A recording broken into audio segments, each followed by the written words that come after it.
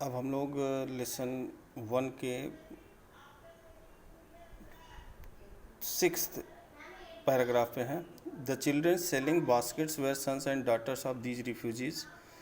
ये बच्चे जो कि उस विलियम सी डगलस को घेरे हुए हैं उस स्टेशन पर जहाँ पे वो उतरा हुआ है, वहाँ पे ये बच्चे जो हैं वो these are the refugee children. वो वही रिफ्यूजी जो कि पाकिस्तान से भागकर इंडिया में आके शरण लिए हुए शरणार्थी बनकर यहाँ पे जीवन जी रहे हैं, गुजारा कर रहे हैं, वो ये बच्चे उन्हीं के हैं, उन्हीं रिफ्यूजीज़ के बच्चे हैं जो कि विलियम सी डगलस को उस स्टेशन के आसपास घेर लिए हैं, मतलब अपना सामान बेचने के लिए चारों तरफ से गैदर कर। They wanted to sell their baskets and their parents or relatives had gathered in the cities. वे या उनके पेरेंट्स, वे बच्चे या उनके पेरेंट्स, उनके माता पिता या उनके संबंधी जो हैं वो गैदर्ड अराउंड द सिटीज़। वे कहाँ पे गैदर्ड हुए, कहाँ पे इकट्ठा हुए? सिटीज़ के आसपास, क्योंकि सिटीज़ में रोज़गार के चांसेस ज़्यादा रहते हैं। शहरों में जाकर वो इस्टेब्लिश होने का प्रयास किया। सेटिंग अप स्टॉल्स, छोटे छोटे स्टॉल्स, छोटी छोटी दुकानें लाने का प्रयास किया उन्होंने लगाने का। मैन्युफैक्चरिंग सिंपल आर्टिकल्स, और उन्होंने स्टार्ट किया स्टॉल लगाकर छोटे छोटे मैन्युफैक्चर करना शुरू किया। मैन्युफैक्चर का मतलब बनाना, मेक करना। सिंपल आर्टिकल्स, साधारण चीज़ें बनाना उन्होंने शुरू किया। Trying a make a living in the market and they were in such a way they were trying to live in the market which is already over crowded, जो कि already over crowded था। ऐसी चीज़ों को बनाने वाले बहुत सारे लोग थे, तो ऐसे में वो इनको गुजर बसर कैसे चल सकता था, कैसे कर सकते थे, वो इस ओवर क्राउडेड मार्केट में अपना भी एक स्थान बनाना चाहते थे। They lived in cloth and grass sets that lined the streets. गलियों में जो जगह थी उसमें ये लोग क्लॉथ और ग्रास के शेड, छोटे छोटे स्मॉल शेड यानी छाँव बनाकर वो किसी तरीके से उसी में अपने बच्चों के साथ वो रहते थे।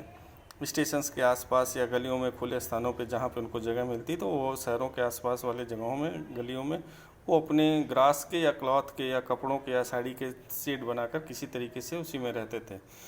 The peasants among these refugees, और इन रिफ्यूजीज, इन शरणार्थियों में जो पीजेंट्स थे, पीजेंट्स का मतलब फार्मर, जो फार्मर क्लास के थे उस रिफ्यूजीज़ में, had been accustomed to little all their lives.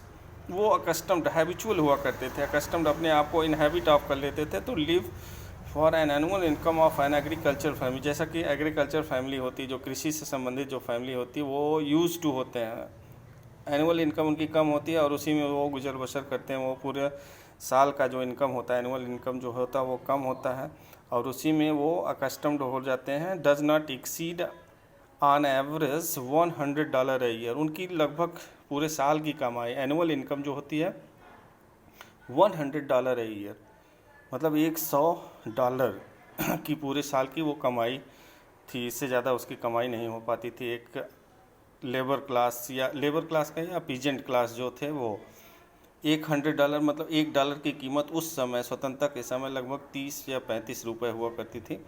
इस 30-35 रुपये का आंकड़ा से आप निकाल सकते हैं कि $100 ईयर, मतलब पूरे साल की कमाई में कैसे वो गुजर बसर करते रहे होंगे उस समय। द एवरेज अनस्किल्ड लेबर, एक औसत जो अनस्किल्ड लेबर होता है, अनस्किल्ड मतलब जिसमें कोई विशेष योग्यता न हो, अनस्किल्ड हो, ऐसा लेबर वो कितनी कमाई करता है? Makes 30 cents a day. उसकी कमाई, एक दिन की कमाई 30 सेंट्स हुआ करती है, और लेस देन $2 अ वीक। अगर 30 सेंट्स को पर डे जोड़ा जाए तो एक सप्ताह की कमाई उसकी $2 वीक से कम होती है। एक सप्ताह में $2 से कम ही कमा पाएगा वो 30 सेंट्स अगर कमा रहा है unskilled labour.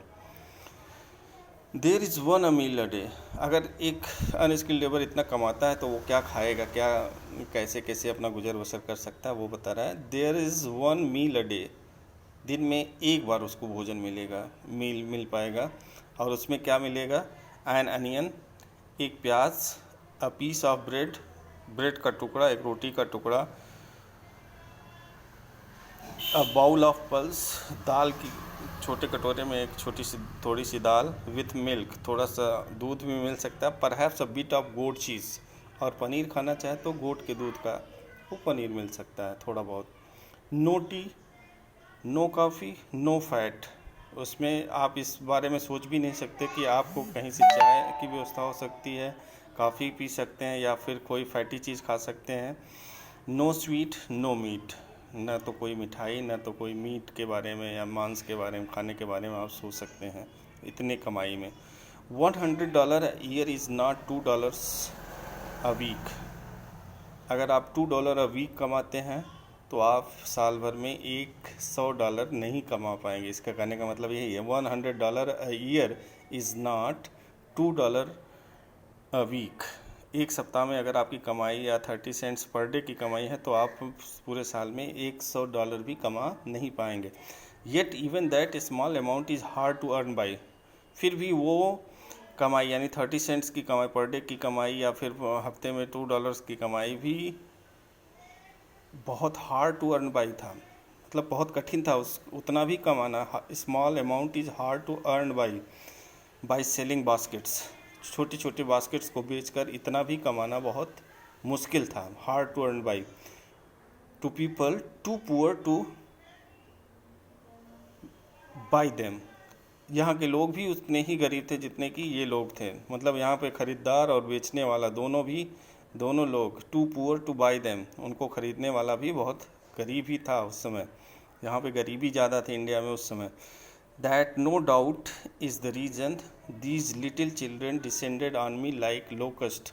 This is the one of the reason, most suitable reason, that these refugee children descended on me like locust।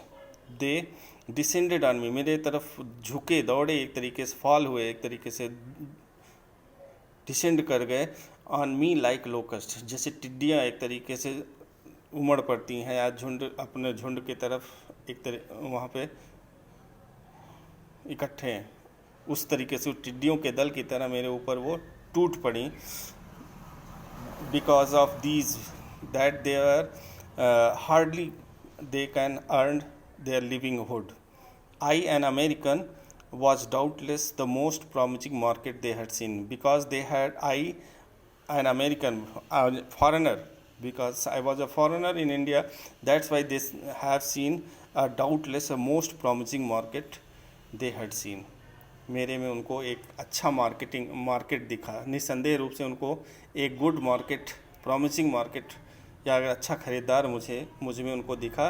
That's why they descended me on me like a locust, इसीलिए वो मेरे ऊपर टिड्डियों की तरह टूट पड़े। वो बच्चे मुझे चारों तरफ से घेर लिया। That's what the reason.